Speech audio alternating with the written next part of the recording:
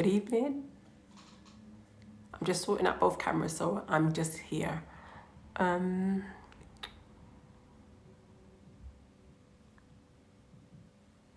Perfect.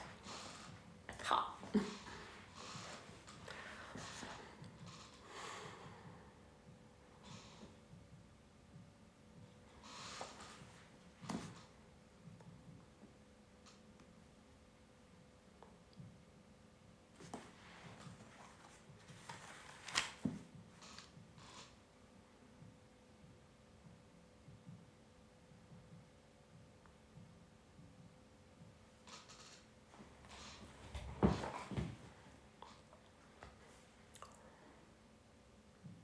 Good evening, everyone. Welcome those who have started joining already. We're going to wait a couple of minutes to see how many more people join on in the next 3 minutes, and then we're going to make a start. But thank you for being on time. Thank you for joining me.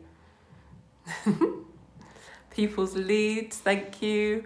Redting 6, All Seeing Panther. Thank you. Brian King.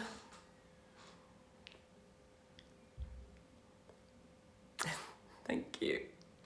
Synergy Designs has joined.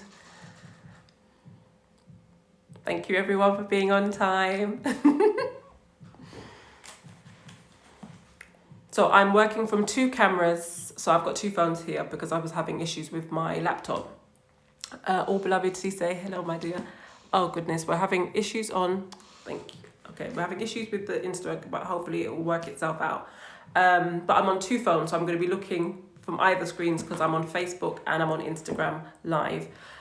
This is my very first live, so thank you for joining me.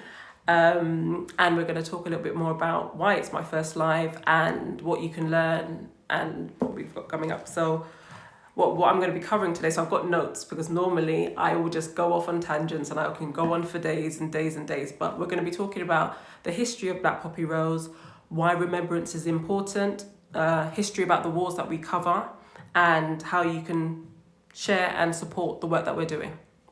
So those are the big key areas.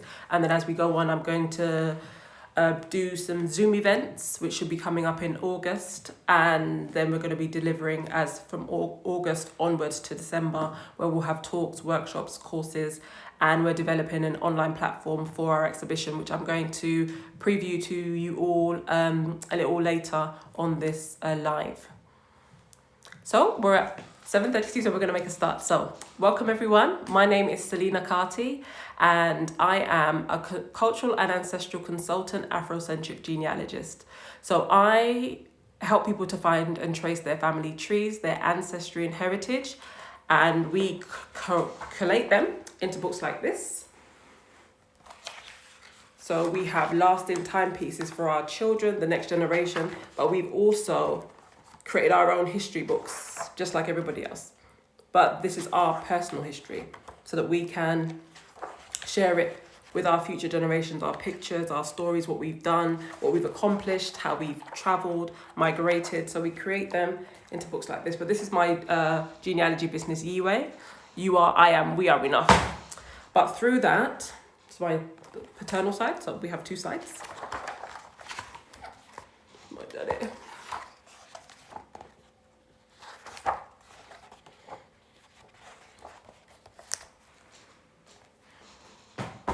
And then the wider one. So of the extended family, because you have your direct, you have your immediate, then you have your extended, you know, your great grandmothers, brothers and sisters and things. So we put them into that. But this will be another video on Yiwe coming up soon. So we look at the history of where we're coming from. So this one's relevant for today. So this is war. So these are Cartys who served in World War II for Canada.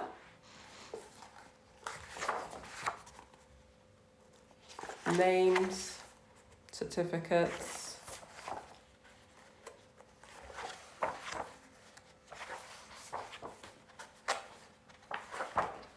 Yeah, this is what I do. That's my job. So I started that job and Black Poppy Rose 10 years ago in 2010 when I became a mum. So I'm a mum of 2. But I became a mum 2010, and that's when I launched Black Poppy Rose. So I had embarked upon a project called Black Poppy, and I think I was pregnant at the time. However, I was being asked my ideas and things like that. But along the way, there was thoughts about, what should we do? How should we remember? Because generally when we're doing projects, you only see them if you're local to the area. Welcome everyone, thank you for joining. When people do projects, they're normally local to their areas. So if something was going on in Leeds, I would never know or hear about it unless I knew somebody in Leeds who would inform me, who knew that was my interest. So I started thinking, what could I do? And I started thinking about our ancestors, because doing genealogy, all I do is think about our ancestors, because they're the reason why we're here today. And that's how I see it. So no matter what theories we believe, what theories we believe, or what perspectives we look at it, without our ancestors and our forefathers, we wouldn't be here today. So we don't just exist. So as a result of not just existing, I felt, what could I do? What could I create to respect my ancestors, our ancestors? And being born in United Kingdom, so I'm first generation born here in the 80s. My outlook on the world is very different to others who may be second generation or who are generations from other places. But when I grew up in this country, I used to be told that I should go home. And I live in Brixton, I'm from Brixton. And when people are telling me to go home, I used to think, well, why are you telling me to go home when Brixton is my home? That doesn't make any sense to me.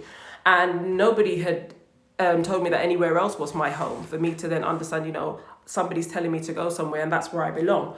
So as a result of that, I just figured it was just down to straight ignorance. And as I started learning, my mum bought the encyclopedia set from the door-to-door salesman. So I used to go through that encyclopedia looking for Black people, looking for Black history. And then when I found it, I used to write it out into folders in my neatest handwriting and make folders. And I used to go and tell everybody about it. We used to take the black books from school, because we were like, you don't need them, we need them. And just trying to find out my identity, or, people who look like me, what's our history? So my family's coming from Jamaica. So when I look at Jamaican history, I'm like, well, Jamaican history or West Indian history starts in the 1400s based on text. So what was there before that? So when you get to 1400s, you start talking about Africa, because America didn't exist in the way that we know it, and the rest of the world hadn't been taken over by Europeans at that time. So I helped to look at the world based on a timeline factor. So coming up with that, I thought, well, what can we do? So I've been studying a lot. I have studied a lot. I studied with historians, scholars, independently. I travel the world to unearth things from different archives. I talk to different people. I try and get as much as I can get, so that when we're bringing this out, it's not just, oh, look, Black people were there. Oh, look, we keep pointing and saying Black people were there. It's more than that. It's deeper than that. So the initial setup was Black was for the people. That's what Marcus Garvey gave us in the 1900s. 1914, when he started the United Negro Improvement Association. We get the Pan-African flag, but Black was for all people, Negro, people of all, thank you, Chris, of all indigenous descent, because he had traveled the world and seen that our people have been mistreated, no matter where we are on the planet. So he created something for us to have, so we can be empowered on every level. So Black came from that aspect. Poppy, because when you hear it, you remember war. And being from Britain, that's something that's used to support our servicemen for this country and this nation from those wars, World War I and II. But what we cover is an additional 11 wars on top of those 2 wars. So we talk about the wars that take us back to, let me give you our list, which is earlier than expected. But we talk about the American revolutions, we talk about the Maroon Wars, Haitian Revolution, Napoleonic Wars, American Civil War, Black War, which took place in Tasmania, near Australia, Crimean War, Italo-Ethiopian Wars, Anglo-Ashanti Wars, Anglo-Zulu Wars, Xhosa Wars, which lasted 1779 to 1879, which is on the continent, Boer Wars, World War I, World War II, and the Korean Wars. And the reason why we cover those wars is because those wars take us back to 1700s and lead us up to today. And that allows us to look at a 200-year period of destabilization throughout the world, wars that all peoples have been involved in and a part of, but how we've been a part of those wars, how those wars have impacted our communities, and how in turn that's impacting our current status today. And Rose for honour and respect, because normally when people think about wars, they think about men, they think about guns. They don't think about women or children unless you're very up to date with World War II and the roles that women played on the battlefields and within the war during World War II.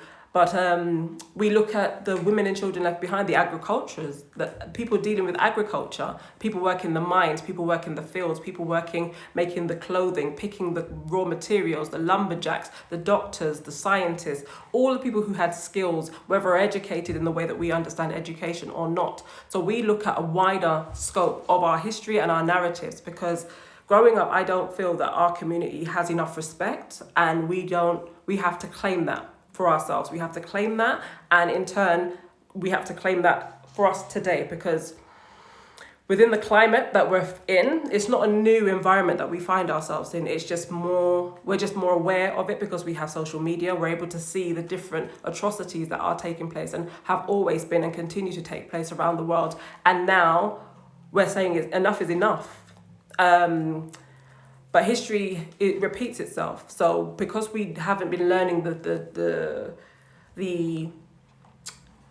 historical repetitions that we've been faced with as a community, we're not looking at things in a way that we can make active change. I'm not saying change isn't being made, that's not what I'm saying, but what I'm saying is we're repeating a lot of the things in the past because we don't know that they've happened, and we haven't been through certain things to be able to uncover some of the things that we need to be talking about. Good evening, Dolores Lee. So that was Black Poppy Rose. On the journey, we started off with the fabric, felt. We moved on to I'm getting different cameras. The lapel pin, which we have. We have the lapel pin in different languages. So we have them in English, French, Spanish, German, Italian, Portuguese and Dutch, because all of those European countries colonized the continent of Africa and the Americas and the West Indies and Asia and the Pacific Islands and Oceania. So we look at African Black history from a bigger narrative, not just the British perspective. We look at it because if you're saying that I'm African, then I'm going to have to talk about the whole continent. And if we're looking at over 3,000 languages, cultures, religions, then where do we start? So my intention is not to leave anybody out. I can't speak for everyone. So the idea is that I've created a platform for us to be able to talk about what we've been through, what we still go through, unapologetically, how we feel in the way we want to, because only we know what we're going through. And the mental traumas that we're faced with now are a result of what our ancestors have been through and what we continuously condition ourselves to accept, tolerate, and continue. And when you're disrespected, there is no way anything can change. And we're trying to change that through having conversations. Because when people see this, they start talking. So we need to start talking. We need to start sharing. We need to start being more understanding, because we don't all know the same things. We're not all coming from the same perspectives. We don't all have the same access to things. So when we're looking at one another and when we're judging and critiquing one another, we do it from where we're coming from instead of trying to understand where others are coming from. And that's where we find ourselves creating more and more of these gaps and these tribes, which is not different to history because we've always been a part of tribes. So this is very normal. So when we talk about, one Africa, from my understanding of history, there's never been a one Africa in that utopia vision that we see and understand. So when we talk about history, it's very much about understanding what does Africa look like to Africa? What does Africa look like to the diaspora in Africa? What does Africa look like to the African American? What does Africa look like to the West Indian? What does Africa look like to those who want to return home or those who want to leave? We're all coming from different perspectives and different angles. So we're trying to open the conversation so that we can start seeing where the similarities lie, for us to be able to educate each other and one another respectfully and be able to open and understand all of our narratives. That's why it was formed. So I took this to the streets in September to ask our people, is this something that we needed? Some people said yes, some people said no. But what people did say is that they didn't know. And when you're not knowing, it's bigger than, you know, not being told or being told a small amount of information. But the project that I went on, Tony Warner from Black History Walks, he had delivered a workshop on the contributions that our people have made. And he had videos, he had pictures, he had books, content. And I thought to myself, hold on, I went to school here. I didn't learn any of this. And there are many people that I know, because I've documented elders who went to school, whose grandfathers served in World War I, and they were told they were liars, that no black people served in the wars, and they were told that. So imagine a child sharing their history with their teacher in school, being told that they're not telling the truth about factual information. How does that then impact that child's self-esteem? How does that impact that child's worth and identity? When everybody else is remembering the war, they can't remember in the way everybody else has contributed. I'm sorry, Dolores. I'm being told that there's an issue with my mic on Instagram. There's an issue with the connection on, I think I'm on Facebook here, Instagram. Forgive me. Yes, so that's what I learned. And I thought to myself, hold on, if I've been lied to, then everybody else has been lied to, and what am I going to do about it? Because I don't like complaining. I can moan, that's fine. But if I feel that something needs to be done, I'm not going to keep asking the people who should be doing it to do it. Because surely if your job is to educate the world about the war, then you should do that properly. And you should include all the narratives. And if you're not going to include the narratives, and we have to wait for that, how long do we have to? So I decided I'm not going to deal with any of that. So BlackPoppyRose was created. And as a result of that, for the last 10 years, I've been working with our communities in England, Ireland, Scotland and Wales, France, Germany, Spain, Portugal, Sierra Leone, Liberia, Jamaica, Barbados, Canada, and America. So we have Black Poppy Roses throughout the world. We even had an order from Japan. But we've got Black Poppy Rose, people talking about Black Poppy Rose all over the world. And I've been researching, I've been documenting our veterans, I've been supporting our veterans. I don't know if you know about Private Joseph Harmon, who walked 14 miles last month to raise money for the frontline workers for COVID. He's a World War II veteran, in his 90s, and he walked the 14 miles in 7 days. So he was pushing that out for people to learn about and support how they can. So that's why I started. That's where we've been. We've had great support from our communities. This is why we still are here 10 years later.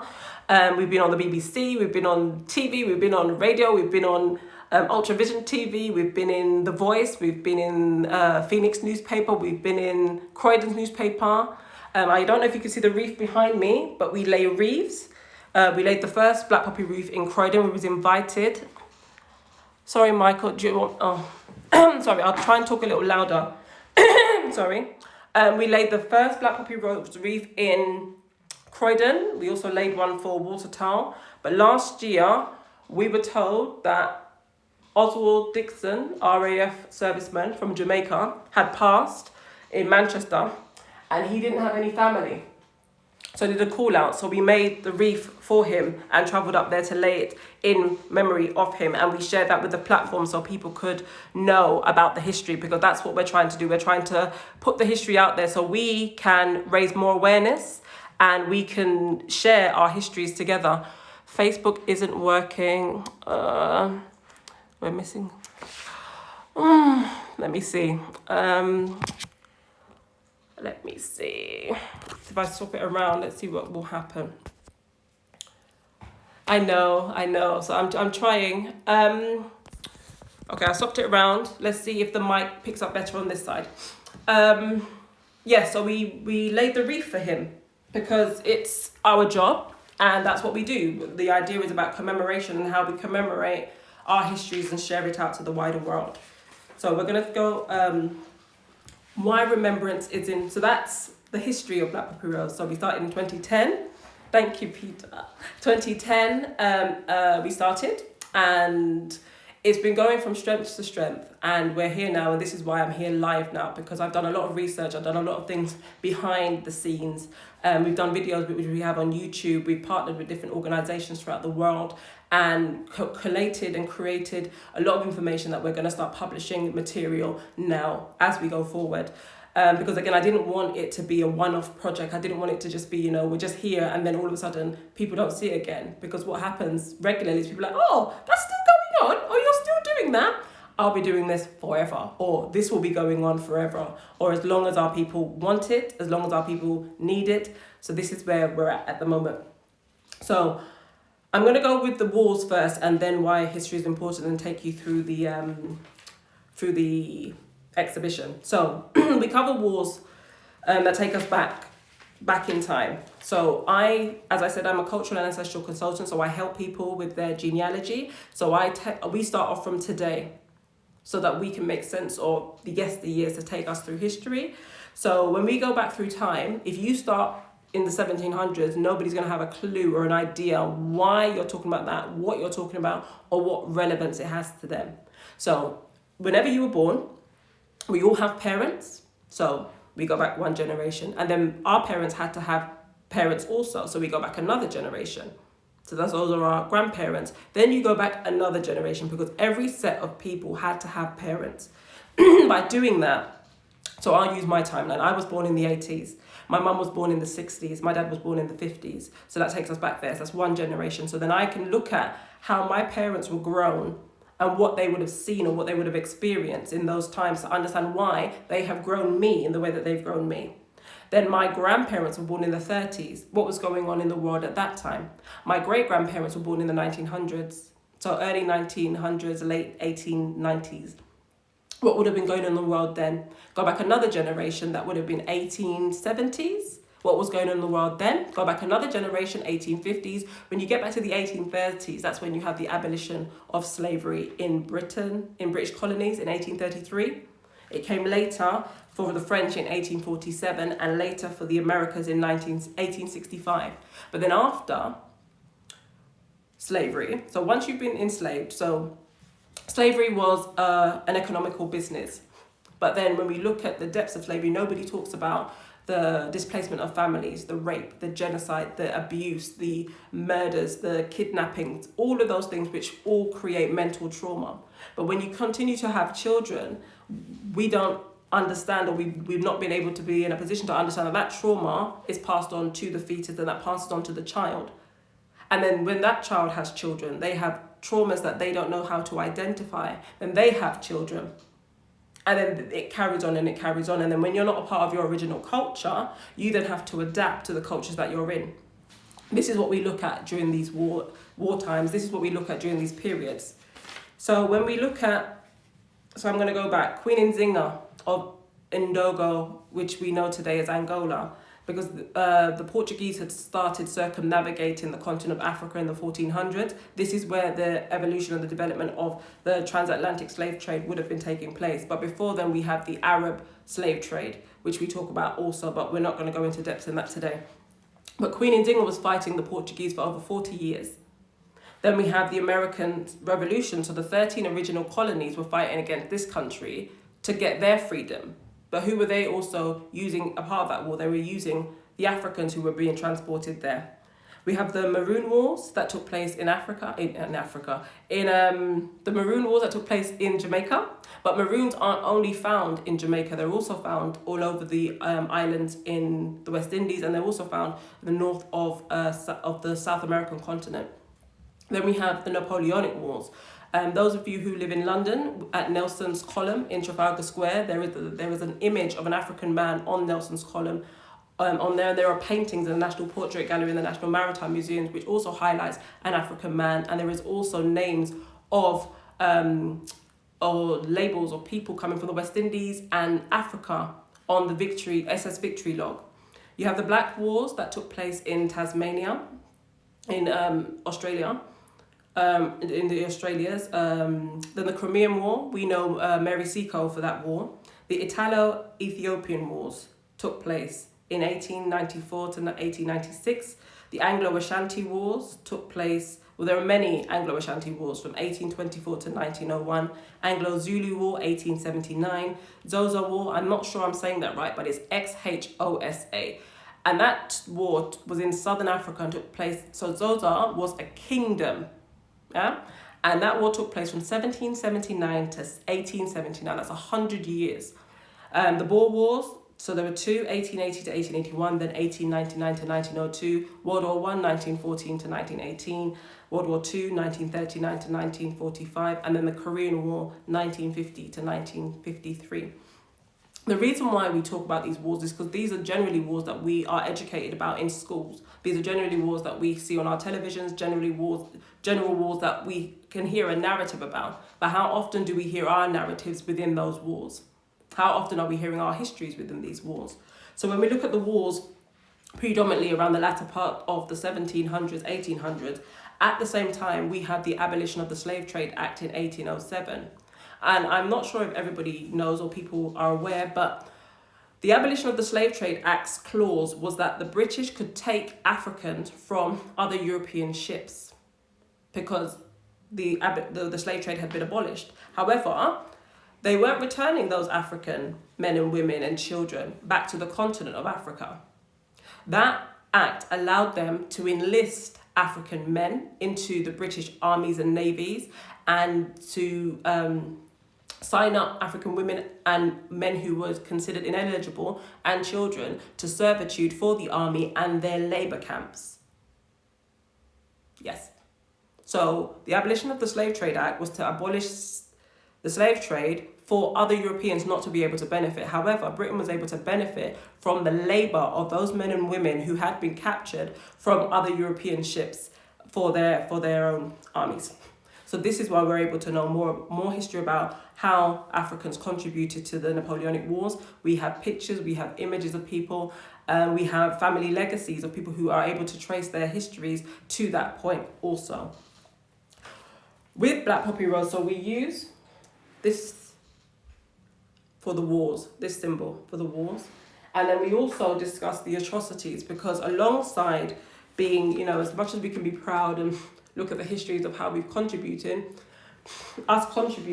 and how the world wars has led to many different displacements. So we look at the Arab slave trade, we look at the transatlantic slave trade, the Belgian Congo genocides, the lynchings and Jim Crow laws in America, the German African Holocaust from 1890s, Rwanda, chemical warfare after World War One in Africa, Ebola, Marburg, HIV, assassination of our leaders, war on the African black woman, cultural bastardization and demonization, and reprogramming African, Black, West Indian, indigenous futures. So, and the Berlin Conference, which is what we're going to talk about now.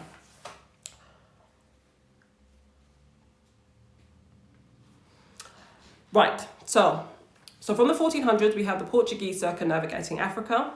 Britain and France had just come out of, well, not just, but they came out of a 100-year war in the 1400s. There was a 100-year war between England and France.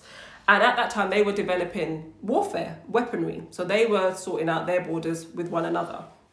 So which allowed Portugal and Spain to be able to do what they were doing. This is why we see their impact on South America. Because when I was growing up, I was confused, why did they speak Spanish outside of Spain? Why did they speak French outside of Spain? Why did they speak English outside of England? And this is because of colonialization. So when we look at the 1400s and the movements, everything's about trial and error. But you know that when you start breaking things down slowly but surely, you will get your way. And the 1400s give us Pope Nicholas V. He issued a series of paper bulls under the name Dum Diversa, Diversa, in 1492. And he authorized Alfonso V of Portugal to conquer Saracens, which they consider to be Muslims, and pagans, as these people who they consider to be ungodly for their gods, in a disputed territory in Africa, and consign them to perpetual servitude. But as they continued to do this continued to develop, and they started to see how beneficial it was for them to kidnap and take Africans from the continent and place them in the West Indies and place them in the South Americas, because the indigenous populations there, according to them, weren't strong enough, they weren't hardy enough for them to endure the slave labor that they were now being forced to be a part of. So this allowed them to decree this under their religious narratives to take Africans from the continent, to take them over. So this started from 1452 and had continued, which then the British and the French and the Dutch were able to take, and Germans were able to take that model and to be able to continue and develop in the ways that they have. So from the 1400s, 1500s, 1600s, many of us grew up watching cowboy and Indian films, and we always thought the Indians were the enemy. However, if Europeans are now traveling to America, how can the Indians be the enemy when they're taking their lands, killing their people, and removing anything that's to do with their cultural heritage? And I remember being very confused, thinking, well, how is this possible? How is it that you can come from somewhere else, go to a new land and wage war on the people there? But again, that's my mindset. When we look at, terms like manifest destiny, that the Europeans felt that it was their ordained right under God to govern the world and take anything that they saw fit to do what they want to and build in the way they want to.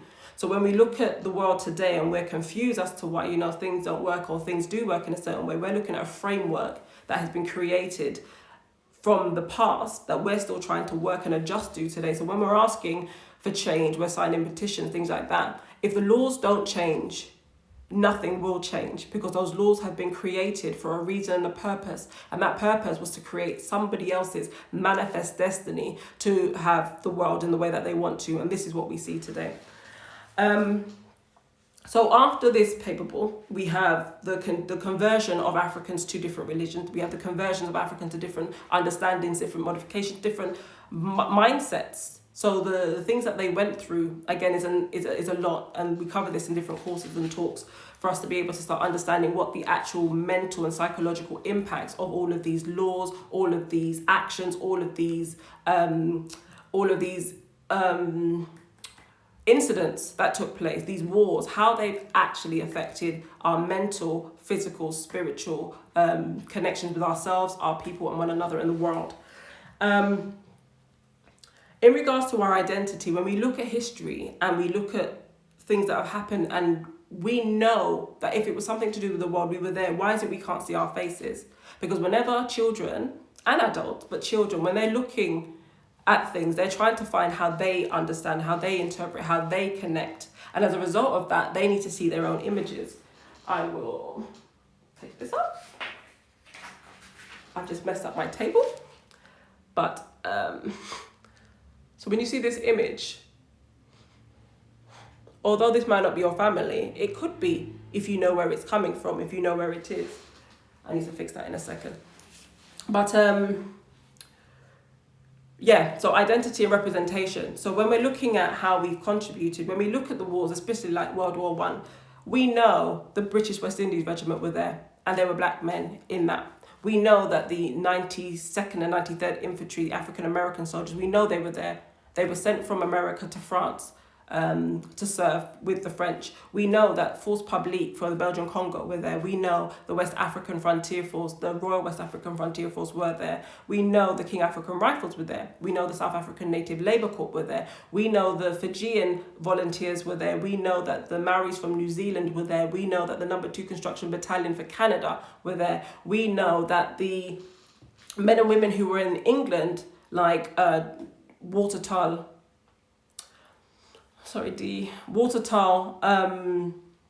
Norman Manley, George Beamard, they were here in this country studying, they served. We know.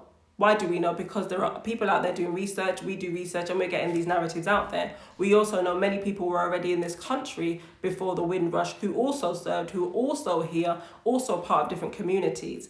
So when we're talking about various histories and various narratives, if we're not able to talk about our own, first of all, we're being disrespected.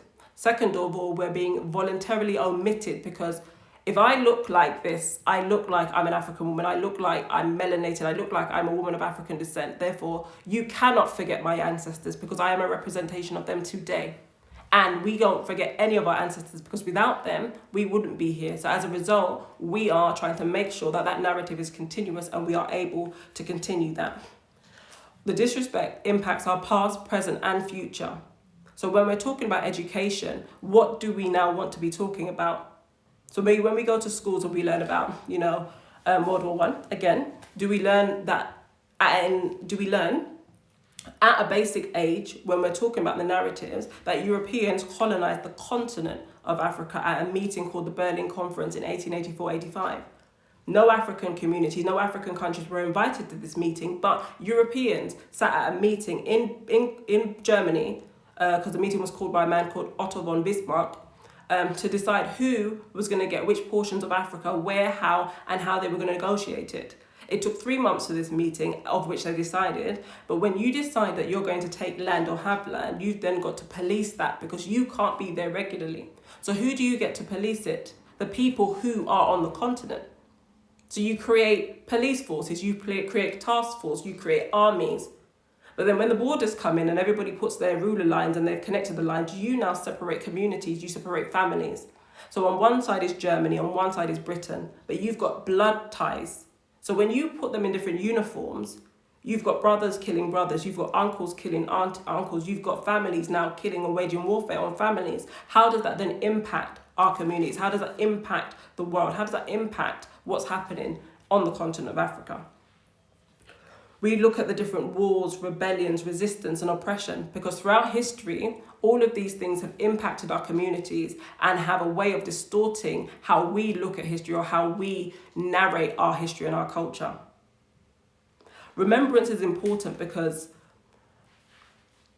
we matter, I matter, my children matter, all of our children matters, all of our narratives matter. And if our narratives matter, then it's important that we are also a part of the conversations that are being had globally at any time, to be able to include our contributions. Because when we do that, we feel we're a part of something. So although now we're living in, 2020 and the world is very cosmopolitan and everything's, conjoined, and we have a shared health system, we have a shared money system, we have a shared education system, we have a shared economical system, we have a shared entertainment system. All of these things are shared, but are they things that we lead at the top? No. As a result of that, we are still having to do things in a very particular way to be able to make sure that we have what we need in the way that we need it. That's why remembrance is important, because when we're not here again, so in 100 years' time, I'm so sorry, we're having an issue on Facebook, I think, with my volume. I'm not sure if you have Instagram, but I think it's working better on Instagram.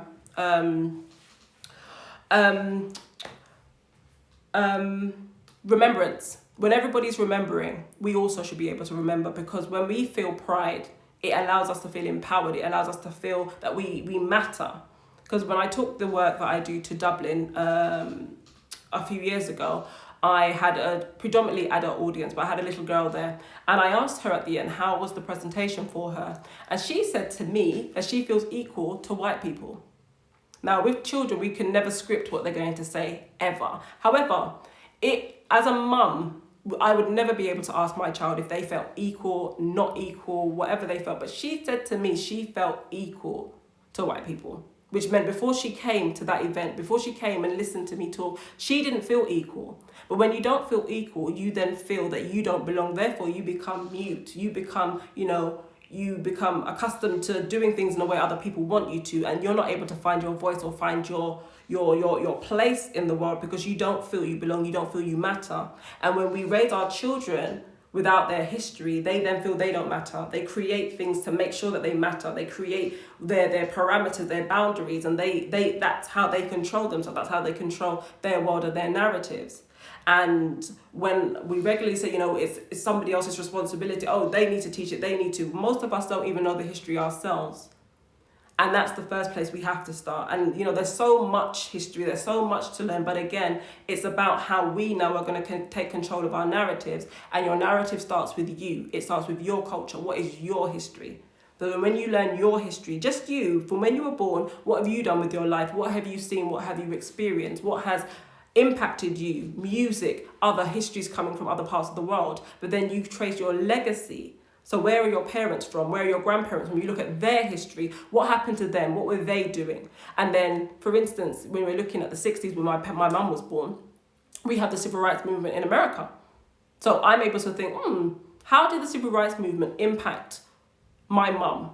But my mum's coming from Jamaica, and we have Marcus Garvey in Jamaica who took the UNIA to America. So all of that would have impacted America. So Jamaica's history has impacted the world in several different ways, in several different narratives. And when we talk about, you know, Marcus Garvey, he's impacted most of our communities in so many different ways that we can't even understand how his teachings, his motions, his mission has impacted us for us to be able to find many of our purposes to do what we're doing today. So this is why remembrance is important. And we continue to wear our pins, we continue to lay our wreaths, we continue to deliver these narratives throughout the world to those who want to hear it, to those who want to share it, because we don't bully anybody to do anything that they don't want to do. Learning is a choice. And if you want to learn, you will actively seek. And we don't disrespect anybody in the levels where they are, because we all have something to contribute. We all have something to share. I'm going to take you around the exhibition now, because I could go on talking forever, but it's not themed. And I figure when I'm talking about certain things, it should be themed, which will allow me to talk more about some of these areas that we're talking about. But this is for you to see me, meet me, learn a little bit about why we do it in the way that we do it and why the remembrance is important. But I'm going to take you around the exhibition. Hopefully, let me see. I'm going to turn the camera around. Let me take you with me. There we go. Just over there. Take you with me. So we are going over to... So this is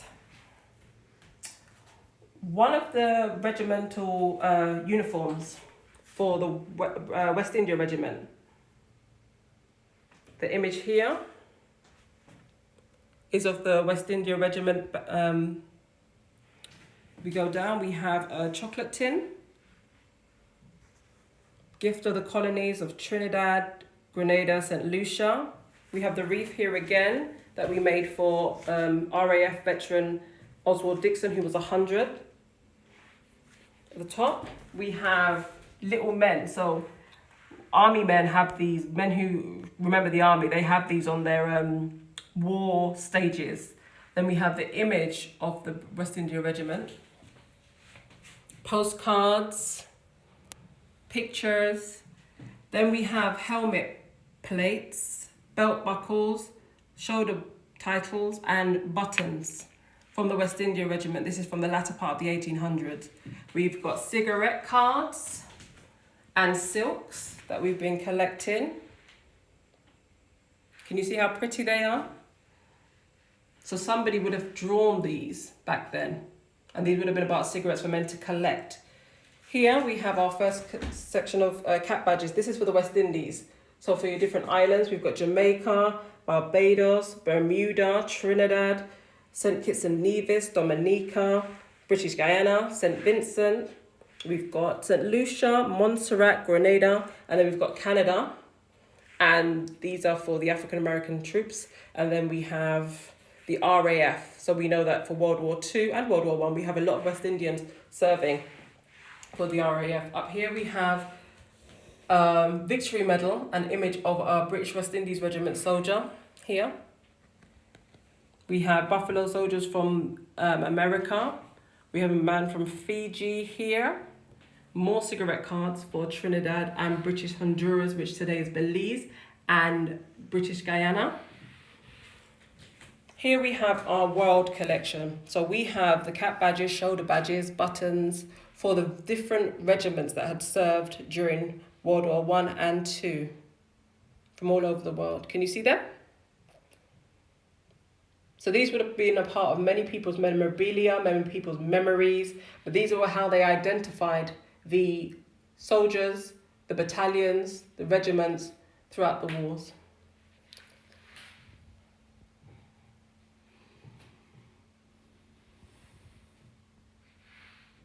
Oh.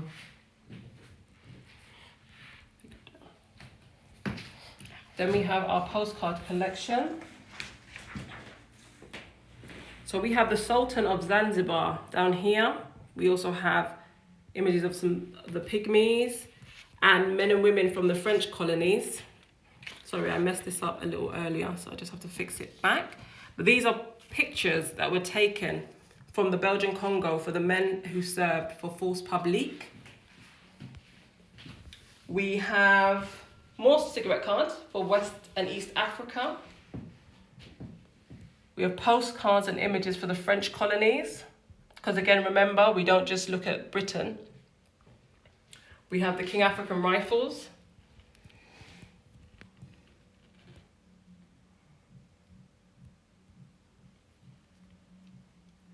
And over to our right, we have the West African Frontier Force, Royal West African Frontier Force. So we have postcards, we have images, we have cigarette cards, we have tobacco holders. That would be the West African Frontier Force. We have cigarette holders, and we have an ashtray pot. Then we also have another piece of military uniform here. And the information inside gives us the authenticity of these items.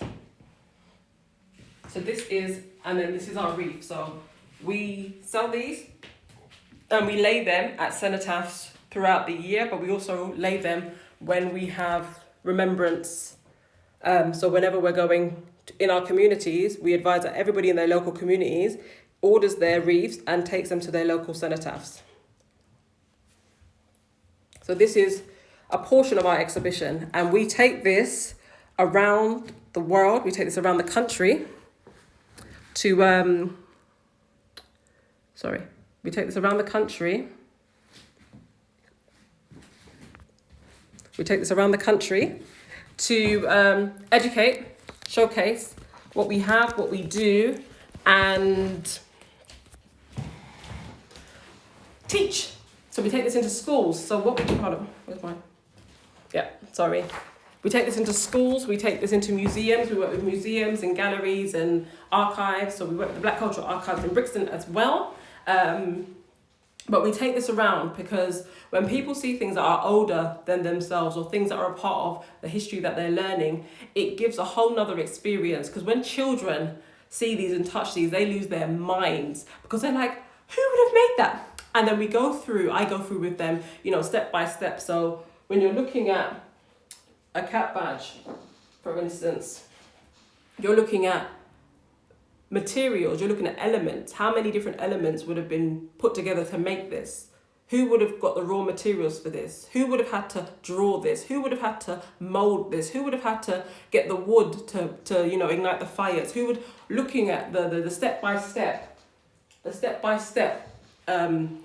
journey of how things are made and how things are created, because a lot of things that we have today, is very much, it's almost ready-made, so you don't remember the process, and which is important because there are many people who are part of that process and they should be remembered and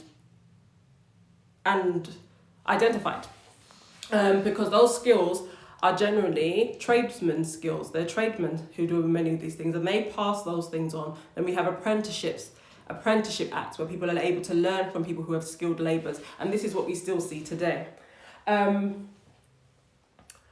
What we're looking for is for us to have a world conversation about why our history is important, why our representation matters, and to not apologise about it.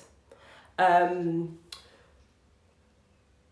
lot of people have been, they've been uncomfortable with having a Black Poppy Rose because they say, why do we have to have something different? Why is it a poppy? Why do we have to have anything at all? But to me, we have to have something, because by having nothing means that you are nothing. And I don't feel our children should feel, I don't feel anybody should feel like they are nothing. But by having something means we can have a conversation. By having something means we can start interacting with one another to be able to say, I want to learn more. I don't like things the way that they are. And having that strength to say, we want to make change. How are we going to make that change? So we do that with the pins. So we sell these all year round. We're looking for people to help us, to join us, to become distributors, to become ambassadors in their local area. So if you have a shop, a school, community centre, we provide donations to all groups, all people, to help us to do what we're doing. Because again, it's about community support. So if you have a space and you want people to come, then what we're doing will allow people to come to that space if they didn't know about it before. So we're able to share our platforms and our networks. But in turn, you're able to fundraise and be able to be supported doing what you're doing alongside supporting what we're doing. We're looking for ambassadors, for people to take what we're doing and be representatives in their local communities, which allows them to then develop more skills to be able to speak to other people about things they might be passionate about, and then for them to develop their own businesses around building around that network.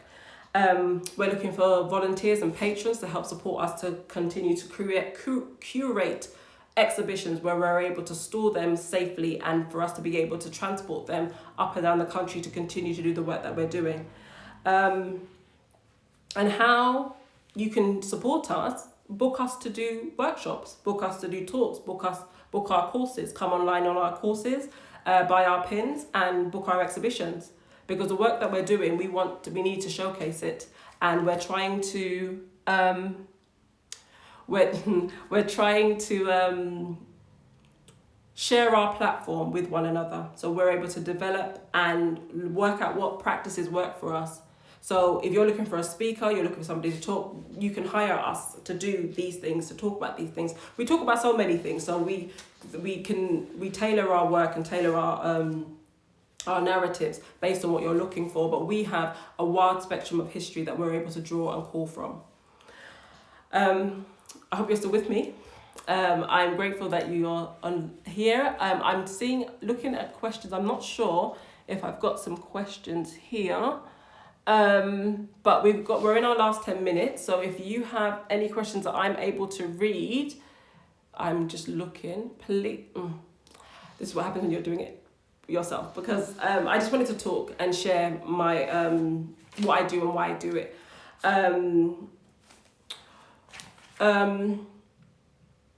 Because when we're looking at history today, now everything's very current, very, very current about Windrush. So the Windrush came one time to this country, one time, in 1948, and it has titled an entire generation from 1948 to 1971. All of my relatives are in the Windrush, so every single one of my grandparents came to this country within that period. My mum came over, my dad came over in that time. As a result, they are all classified as Windrush generation. So I am a result of that Windrush generation.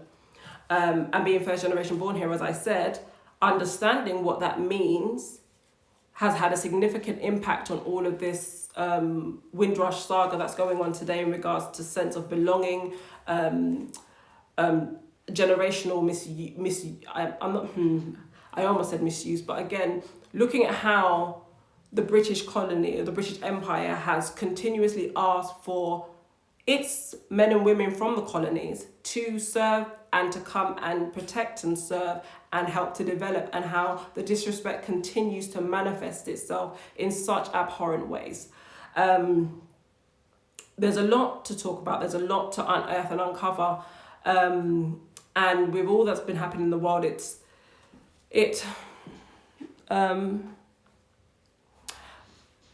did I have any family that served in the war? I had my great uncle, my granddad's brother. He served in the Korean War, so he left Jamaica in the 50s to go over because there was not much work, and my great grandfather had passed away and left my great grandmother with 11 children, and he left to get a better salary to be able to support his family. But as soon as he landed in America, he was enlisted in the American army and trained and sent to Korea. So he served in the Korean War. He died 3 years ago, so he lived a long life, which is not what he wanted. He said he wanted to die and send back the pension to provide for my great grandmother, but it didn't happen. But he was able to generate work and send that money back.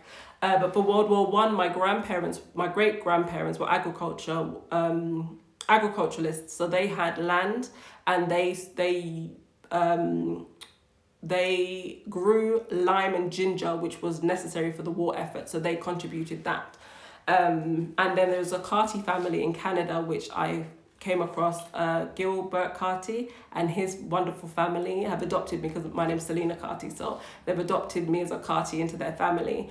But we documented their World War II and World War I contributions, because Albert Carty joined the number 2 construction battalion for World War I, and then he had 5 sons, so he came back safely, 5 sons, and they all served for Canada in World War II. But again, I also support other families on drawing out that narratives within their histories. We search the archives, we search family images, we've searched their artifacts. As you saw, many of these artifacts are coming from families and private collectors. And I've been curating this for the last 4 years. So now we are ready. So when you're ready, you call us, because we go everywhere. So if you email us, info@BlackPoppyRose, your requests, your asks, your wants, your needs, and we will deliver them. We go all over the country, we go all over the world, and we are partnering with different organizations so we can have a stronger united front, a stronger united voice, so we can share and spread the work that we're doing. I feel like I can go off on a tangent, but I know we've got 5 minutes, 6 minutes. So for BlackPoppyRose for the rest of this year, so lockdown has impacted us on how we earn. So because we haven't been doing any workshops or talks or any exhibitions or any presentations like that, we've not been generating an income. And because people haven't seen the work, things like that, this is how we get people to buy pins or be a part of what we're doing, share their narrative. So we haven't had that. So we're working on how we can develop that. So in September, we will be 10 years old, and we will be launching a new project called Our Ancestors Served. And Our Ancestors Served allows us to discuss a narrative from 1765 to 1965, a 200-year period. So we can talk about our history, our narratives, because all of our ancestors served, which allows us to have a platform to talk about all ancestors. My mum was born in 1961, so that covers her, and most of us have ancestors that we can remember from 1965. This is why it's designed that way, so we can actively say, well, we have, and then we can start drawing in the different histories alongside the I and we narrative. Because when you create something that allows them to understand how they belong, it means so much to them. You see them shine, you see them glow, you see them. My son, I guess he feels untouchable because he knows his ancestors, he knows his history, he knows how it relates to the world, and then how he relates to the world and how he matters. And I want all our children to believe and understand that they matter. And it's not because, they're not tall enough, they're not, they don't see things in a certain way, they don't express themselves in a certain way, because not one of us on this planet is the same. But yet we go through a schooling system that measures us on the same merit in the same way, when they know that we're not all the same. And it's been for centuries this way. Each of us have different gifts, each of us have different talents, and how we go about doing that doesn't help us when we're told that, oh, you're not like him, you're not like her, you should work harder there, you should work harder, you should do this. I'm not saying we shouldn't be pushed, I'm not saying any of those things, but what I'm saying is that if given the room to be able to understand who and what we are, how much more can we develop and succeed and share ourselves with one another? And this is what BlackPoppyRose is out here designed to do, to educate the world and empower each other about the truth, about what's happened in the world, what's happening now, so we can make sense of our future. So I'd like to thank you all for joining me, because I know that Instagram is going to kick us off in 3 minutes. I thank you all for joining me. I will be setting up Zoom events in August. So if you subscribe to our mailing list on blackpoppyrose.org, there are also videos on there you can have a look and see some more information. There's also videos on YouTube for you to have a look at for the different places I've been, because I've been all over the world, all over the place, and I've been putting up videos as and when I went, when I could. And then we've got a lot of work, a lot of partnerships that we've been working and developing on, which we're going to be able to unearth come September. So we're just, putting final dots on the I's and dashes on the T's to be able to have solidified information to be able to share with you. But from my soul, I do this because I believe that it's important. I believe it's necessary. And every opportunity that opens up, for instance, I'll leave this one with you. I was invited by Arthur Torrington to a dinner with Alan Wilmot, World War II veteran, RAF World War II veteran. And I met the former High Commissioner, Mr. Edward Toure. And as soon as he learned about what I was doing, he gave us a donation and he invited us to Sierra Leone to go and stay at his home and to be able to spread and share what we do with BlackPoppyRose in Sierra Leone. And we went. and we was able to work with Fabry College, which is the oldest university in West Africa. We travelled through the continent of Africa from Sierra Leone to Liberia. Liberia University were also interested in the work that we're doing, so we're looking at how we can explore and expand. But again, thank you for joining me this evening.